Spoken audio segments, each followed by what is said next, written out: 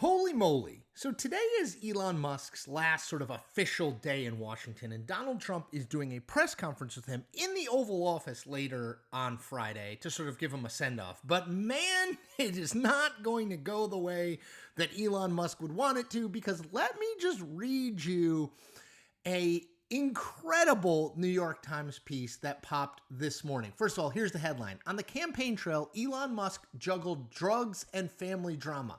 You never want your name, juggling, and drugs and family drama in a headline in the New York Times, just as a general rule. Okay, so here we go.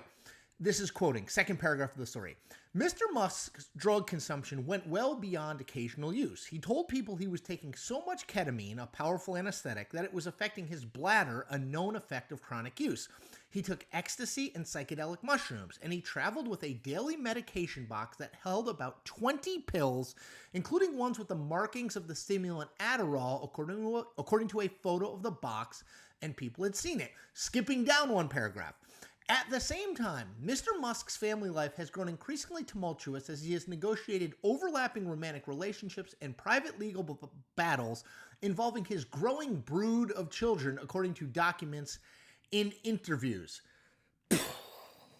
Okay, so Elon Musk has in the past admitted that he used ketamine very occasionally to deal with his depression. But this story goes well beyond that and raises real questions about, was Elon Musk on drugs while he served as the head of the Department of Government Efficiency? And if so, what drugs? And, look, his personal life is his personal life, I suppose. But, when you read about it, he's been married and divorced 3 times. He's had wives. He's had children with, I think, at least 6 women. Multiple different women have been pregnant with babies from Elon Musk at the same time. It is a wild story that you really should read all of, and that will, I think, color inevitably sort of how we look back on what Doge and Elon meant to the government. So I've already talked about this before, but look, the truth of the matter is Elon Musk said Doge was going to save $2 trillion in government spending. The estimate, the official sort of Doge estimate is 170 billion. I have seen a guy who tracks it who has said the actual with receipts spending savings is around 16. That's 16 billion. I think it is very safe to say that Doge was much less than advertised, and Elon Musk's role and influence was much less than advertised. Now, look, I know very good people who work for the USAID. I know very good people who work for the Consumer Financial Protection Bureau. Those places basically don't exist anymore. So it's not as though he had no effect. But I do think that we are going to look back and think that was one of the weirdest 130-day periods of a very wealthy guy or just anyone who's not an elected official having a role in government ever. This story in the New York Times, I think, just adds to all of that.